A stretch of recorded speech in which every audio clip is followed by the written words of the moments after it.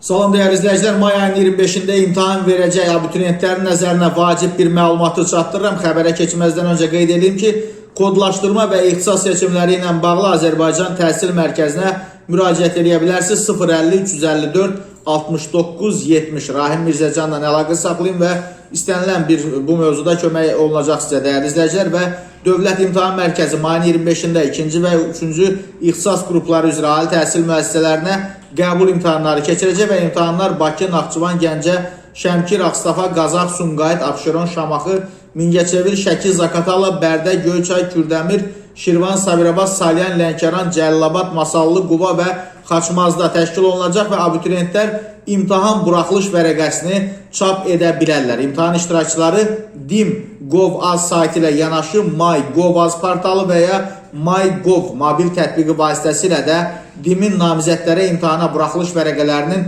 internet vasitəsilə verilməsi xidmətindən istifadə edərək imtahana buraxılış vərəqəsini çap edə bilərlər.